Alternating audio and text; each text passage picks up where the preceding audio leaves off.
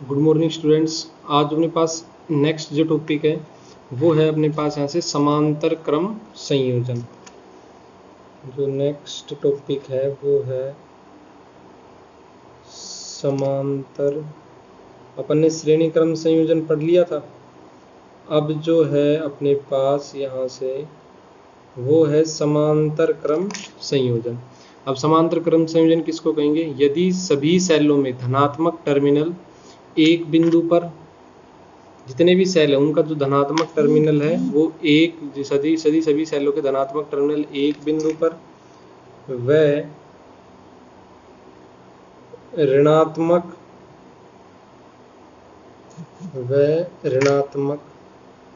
Terminal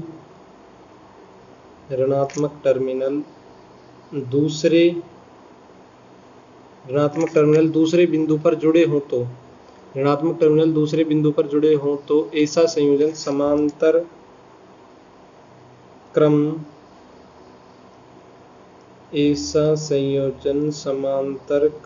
संयोजन कहलाता है। तो ये हो जाएगा यहाँ से समांतर क्रम संयोजन। यदि सभी सेलों का धनात्मक टर्मिनल एक बिंदु पर और ऋणात्मक टर्मिनल दूसरे बिंदु पर जुड़ा हो तो ऐसा संयोजन मेरे पास क्या कहलाएगा? यहाँ से समांतर क्रम संयोजन। अब इसमें अपन क्या कह सकते हैं कि माना दो सेल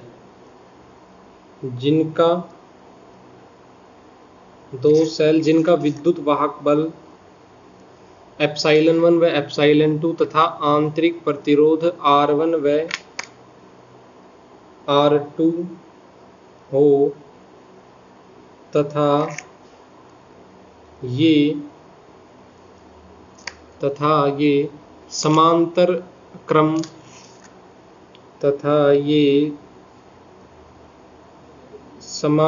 क्रम में बिंदु A व B के मध्य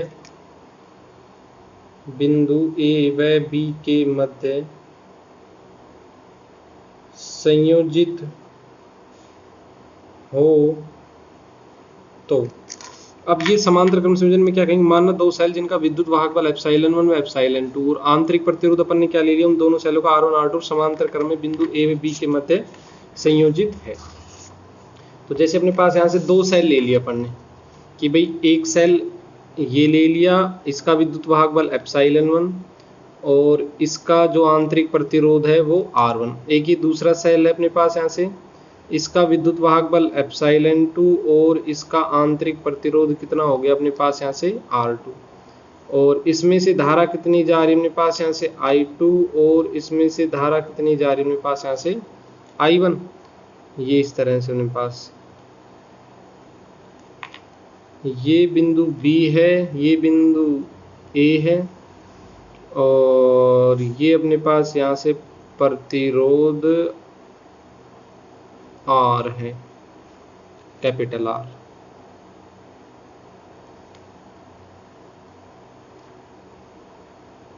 ठीक है, ये प्रतिरोध R हो गया अपने पास यहाँ से। तो अब इसमें देखना अपने पास यहाँ से बाह्य प्रतिरोध R में से प्रवाहित कुल धारा। तो बाह्य प्रतिरोध जो R है, इसमें से I1 इसमें से I2 धारा आएगी, तो इस बाह्य प्रतिरोध R में से प्रवाहित धारा क्या हो जाएगी? मान लो I हो गई, I1 यहाँ से आई, I2 इस सेल से आई। अब देखना इस सेल का धनात्मक टर्मिनल एक बिंदु पर कनेक्ट है, ऋणात्मक टर्मिनल दोनों का एक बिंदु पर कनेक्ट है, तो ये दोनों किस में हो जाएंगे? यहाँ से एक तरह से समांतर क्रम में हो गए। तो कुल धारा कितनी आ जाएगी? I की वैल्यू किसके इक्वल होगी? I1 प्लस में I2। अब नेक्स्ट है यदि बिंदु A व B के मध्य विभवांतर V हो तो प्रथम सेल के लिए, अगर बिंदु A और बिंदु B इन दोनों के मध्य, इन बिंदु A और B के मध्य विभवांतर अपने पास यहाँ से V है, इन दोनों बिंदुओं के मध्य विभवांतर, तो प्रथम सेल के लिए V इज इक्वल टू अपन क्या लगा सकते हैं? Formula V is equal to ये एप्सिलॉन 1 माइनस का IR1। द्वितीय सेल के लिए अपन क्या बोल सकते हैं? द्वितीय सेल के लिए V is equal to epsilon 2 minus का IR2। प्राथमिक सेल के लिए तो अपने पास ये हो गया V is equal to epsilon 1 minus IR1। द्वितीय सेल के लिए ऐसे ही, दूसरे सेल के लिए क्या हो जाएगा? इसका विद्युत वाहक बल एप्सिलॉन 2, धारा I2 और इसका आंतरिक प्रतिरोध R2। तो समांतर क्रम में मैंने पढ़ा था विभवांतर का मान क्या रहेगा? समान एप्सिलॉन 2 माइनस R2 इक्वेशन। अब इक्वेशन 2 से I1 का मान निकालेंगे, इक्वेशन 3 से I2 का मान। तो इस इक्वेशन से I1 का मान ये आ गया और इक्वेशन 4 से I2 की वैल्यू अपने पास क्या आ गई यहाँ से, एप्सिलॉन 2 माइनस वी अपॉन में R2, और ये इक्वेशन क्या होगी अपने पास यहाँ से 5। अब समीकरण 1, 4 व 5 से अपन क्या बोल सकते हैं, ये समीकरण 1 है, ये देखना ये समीकरण 1 हो गई, ये समीकरण 4 हो गई, ये समीकरण 5। समीकरण 1, 4, 5 से मतलब समीकरण 4 और 5 से ये I1 का मान इससे निकाला और ये I2 का मान इससे निकाला। I1 और I2 का मान कहाँ रख देंगे, इस समीकरण 1 में रख देंगे अपने पास यहाँ से। तो इसमें समीकरण 1 में रखेंगे अपने पास यहाँ से, तो क्या हो जाएगा, एप्सिलॉन 1 अपॉन में, पहले I1 का रखा है तो एप्सिलॉन 1 अपॉन में R1 अलग अलग कर लिए दोनों के नीचे R1 minus V upon R1। I2 का रखा epsilon 2 upon R2 minus V upon में R2। फिर I इज इक्वल टू क्या हो गया यहाँ से, अपन ने क्या किया है यहाँ से epsilon 1 upon R1 plus epsilon 2 upon R2, इन दोनों वैल्यू को तो एक साथ लिख लिया यहाँ से, एप्सिलॉन 1 अपॉन R1 एप्सिलॉन वाली वैल्यू को तो, और V वाली वैल्यू को एक तरफ कर लिया। तो इसमें से दोनों में से माइनस V क्या आ गया कॉमन, तो अंदर अपने पास क्या आ गया 1 अपॉन में R1 अपॉन में 1 अपॉन में R2। ठीक है, दोनों में से माइनस V कॉमन, तो 1 अपॉन में R1 प्लस में 1 अपॉन में R2। तो I इज इक्वल टू अपने पास क्या हो जाएगा यहाँ से एप्सिलॉन 1 R1 R2 क्या आ गया अपने पास यहाँ से एलसीएम, भाई दोनों से R1 R2 एलसीएम आ गया, तो क्या हो जाएगा एप्सिलॉन 1 R2 प्लस में एप्सिलॉन 2 R1 अपने पास यहाँ से, ये आ गया भाई R1 R2 दोनों से क्या आ गया अपने पास यहाँ से एलसीएम आ गया R1 R2। तो यहाँ से अपने पास क्या बच गया एप्सिलॉन 1 R2 प्लस में एप्सिलॉन 2 R1 माइनस V, और यहाँ से एलसीएम क्या आ गया अपने पास यहाँ से R1 R2, और ये R1 R2 एलसीएम आ गया, तो R2 यहाँ पे बच गया प्लस में R1 अपने पास ऐसे, भाई इस तरफ से R1 R2 एलसीएम आया, R1 R2 पर नहीं आ लिखी, एप्सिलॉन 1 R2 प्लस में एप्सिलॉन 2 R1। अब अपन क्या कर लेंगे, इस माइनस वाली नेगेटिव वाली जो टर्म है माइनस V वाली, इसको अपन ले आएंगे यहाँ से LHS में, तो ये इस तरफ आएगी तो पॉजिटिव वैल्यू हो जाएगी, तो V इज इक्वल टू अपने पास क्या हो जाएगा यहाँ से R2 प्लस में R1 अपॉन में R1 R2 is equal to, ये टर्म इस तरफ आ गई और I को इस तरफ भेजा है, ये तो इस तरफ आई है और I को इस तरफ जाएगी तो नेगेटिव हो जाएगी, तो यहाँ पे क्या हो जाएगा माइनस I हो गया अपने पास यहाँ से। तो V इज इक्वल टू अपने पास क्या हो जाएगा यहाँ से R1 R2 एलसीएम ले, V इज इक्वल टू ये वैल्यू उठ के इस तरफ चलेगी, ये देखना ये जो R1 plus R2 plus R1 upon R1 R2 ये इस तरफ जाएगी, इस तो इसके साथ भी मल्टीप्लाई होगी और इसके साथ भी मल्टीप्लाई होगी अपने पास यहाँ से।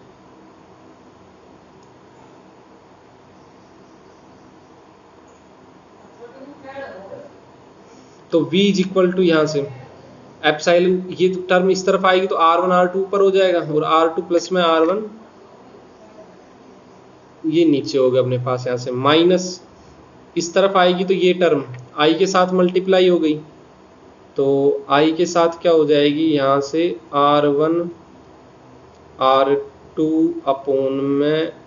R2 प्लस में R1। ठीक है, ये वैल्यू आ गई अपने पास यहाँ से। तो V इज इक्वल टू क्या हो गया अपने पास यहाँ से एप्सिलॉन 1 R2 प्लस में एप्सिलॉन 2 R1 अपॉन में R1 minus R2, R1 R2 से R1 R2 क्या हो गया कैंसिल, ये R1 R2 ऊपर था इसके पास R1 R2 से R1 R2 कैंसिल, तो ये दोनों टर्म बचेगी, तो ये इस तरफ लिख लिया अपन ने minus I R1 R2 upon में R1 प्लस में R2, और ये हो गई अपने पास यहाँ से इक्वेशन नंबर 6। अब अपन लेंगे कि यदि संयोजन का तुल्य विद्युत वाहक बल, यदि संयोजन का तुल्य विद्युत वाहक बल एप्सिलॉन इक्विवेलेंट व तुल्य आंतरिक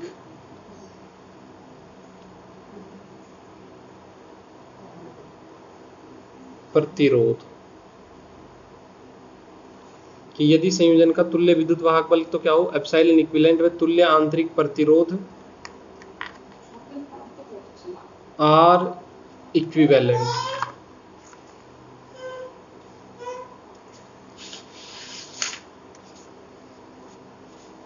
are equivalent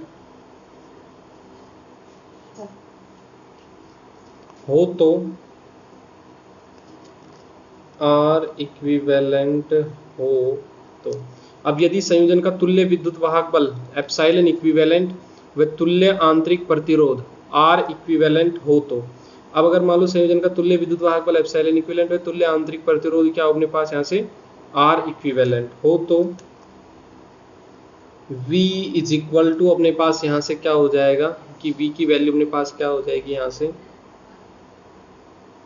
epsilon equivalent minus का आई आर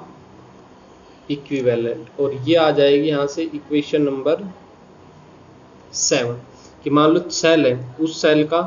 तुल्य विद्युत वाहक, एक सेल अपन उन दोनों सेल की जगह ये सेल कनेक्ट करते हैं, इसका तुल्य विद्युत वाहक बल एप्सिलॉन इक्विवेलेंट, आंतरिक प्रतिरोध आर इक्विवेलेंट, और इससे जो धारा मिल रही है बाह्य प्रतिरोध में वो कितनी जा रही थी आई, वहां पर भी आई जा रही थी और यहाँ पे भी कितनी जा रही बाह्य प्रतिरोध में धारा आई, तो दोनों में बाह्य प्रतिरोध जो दोनों में धारा समान जा रही है, पहले वाले में दोनों से मिलकर भी आई जा रही थी, और ये जो सेल है इससे भी अपने पास धारा कितनी जा रही है वही आई ही जा रही है बाह्य प्रतिरोध में। तो इस इक्वेशन से अपन क्या लेगा, इन दोनों पॉइंट के बीच का जो विभांतर है वो कितना हो V, तो V इज इक्वल टू क्या हो जाएगा एप्सिलॉन इक्विवेलेंट माइनस का आई आर इक्विवेलेंट। अब ये जो इक्वेशन 6 और 7 अपन ने ली है, देखना ये 6 और 7, ये 6 रही और ये क्या रही इक्वेशन 7, इन दोनों की अपन क्या कर लेंगे यहाँ से तुलना, तो समीकरण 6 व 7 की तुलना करने पर, तो समीकरण 6 और 7 की अपन क्या कर लेंगे यहाँ से तुलना, तो 6 और 7 की तुलना करेंगे तो क्या हो जाएगा यहाँ से 6 और 7 की तुलना करेंगे तो epsilon equivalent is equal to क्या हो जाएगा, यहाँ से एप्सिलॉन इक्विवेलेंट की जगह ये वैल्यू आ जाएगी क्योंकि ये इसके इक्वल होगी, एप्सिलॉन 1 R2 प्लस में एप्सिलॉन 2 R1 अपोन में R1 प्लस में R2। ऐसे ही R इक्विवेलेंट की जो वैल्यू होगी अपने पास यहाँ से वो क्या हो जाएगी R1, ये R इक्विवेलेंट की वैल्यू होगी, आई को छोड़ देना, R इक्विवेलेंट क्या हो जाएगा यहाँ से R1 R2 अपोन में R1 प्लस में R2, तो I इज इक्वल टू क्या हो जाएगा यहाँ से एप्सिलॉन इक्विवेलेंट अपोन में R प्लस में R इक्विवेलेंट, यानी कि इक्वेशन 6 में एप्सिलॉन 1 R1 किसकी जगह एप्सिलॉन इक्विवेलेंट अपोन में R प्लस में R इक्विवेलेंट। अब नेक्स्ट क्या आ जाएगा यहाँ से, यदि n सेल समान विद्युत वाहक बल एप्सिलॉन व तुल्य प्रतिरोध R, यदि जो n सेल है, जो स्मॉल n सेल है वो समान विद्युत वाहक बल एप्सिलॉन व समान तुल्य प्रतिरोध R स्मॉल r परस्पर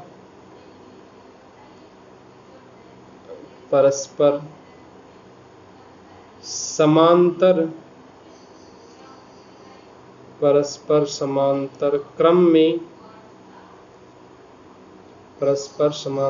क्रम में जुड़े, यदि n सेल समान विद्युत वाहक बल एप्सिलॉन व समान तुल्य प्रतिरोध R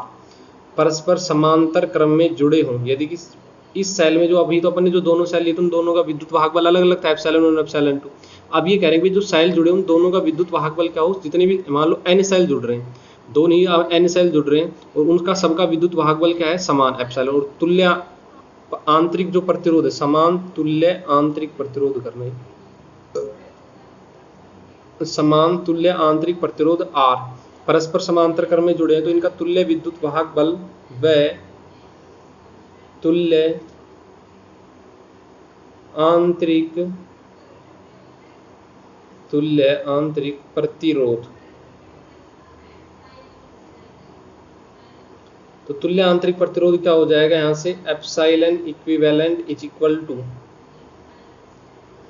एप्सिलॉन और आर इक्विवेलेंट की जो वैल्यू होगी अपने पास यहाँ से वो हो जाएगी आर अपॉन में एन। ठीक है, यानी कि एप्सिलॉन इक्विवेलेंट कितना हो अपने पास यहाँ से, एप्सिलॉन के बराबर हो, और आर इक्विवेलेंट किसके बराबर हो जाएगा अपने पास यहाँ से, एक सेकंड, ऐसे नहीं, ये ऐसे करना, इसको गलत लिख रखा है। एप्सिलॉन इक्विवेलेंट यानी कि एप्सिलॉन के और आर इक्विवेलेंट किसके बराबर हो जाएगा अपने पास यहाँ से, आर बाई एन के अपने पास यहाँ से। तो एप्सिलॉन इक्विवेलेंट अपने पास किसके इक्वल हो जाएगा, अगर मान लो अपने पास ये एप्सिलॉन और एप्सिलॉन 2 और R1 R2 क्या हो इक्वल, एप्सिलॉन यहाँ भी एप्सिलॉन, यहाँ आर और यहाँ आर, यहाँ पे भी आर और यहाँ पे भी आर, तो वही क्या है, तुल्य समान विद्युत वाहक बल है और समान ही क्या है, आंतरिक प्रतिरोध। तो एप्सिलॉन इक्विवेलेंट की वैल्यू किसके इक्वल आ गई अपने पास यहाँ से, एप्सिलॉन किसको, एप्सिलॉन इक्विवेलेंट किसके इक्वल हो गया, तुल्य विद्युत वाहक बल। यानी कि अगर जितने भी सेल जो जुड़ रहे हैं वो सारे के सारे समांतर क्रम में जुड़ रहे हो, सबका विद्युत वाहक बल समान हो, तो उनका जो तुल्य विद्युत वाहक बल होगा वो किसके बराबर होगा अपने पास यहाँ से, एक सेल के विद्युत वाहक बल के बराबर। ऐसे अपने पास जो अगर n सेल है और सबका विद्युत वाहक बल समान होगा तो ये कंडीशन आ गई, और सबका समान आंतरिक प्रतिरोध भी हो तो उसका जो तुल्य आंतरिक प्रतिरोध होगा वो क्या हो जाएगा, R बाई एन। ये अपने पास आएगा जो अपने प्रतिरोधों का समांतर क्रम संयोजन पढ़ा था वहां से, R बाई एन डायरेक्ट अपन लिख लेंगे। तो I इज इक्वल टू क्या हो जाएगा यहाँ से, एप्सिलॉन अपॉन में R प्लस में R अपॉन एन, यानी एप्सिलॉन इक्विवेलेंट की जगह तो ये आ गया, तो ये क्या हो जाएगा, N एप्सिलॉन अपॉन में आन R प्लस में R अपने पास यहाँ से एलसीएम लेकर सोल्व कर लेंगे, ऊपर चला जाएगा अपने पास। तो ये हो जाएगा अपने पास यहाँ से समांतर क्रम संयोजन। अब नेक्स्ट अपन पढ़ेंगे नेक्स्ट क्लास में।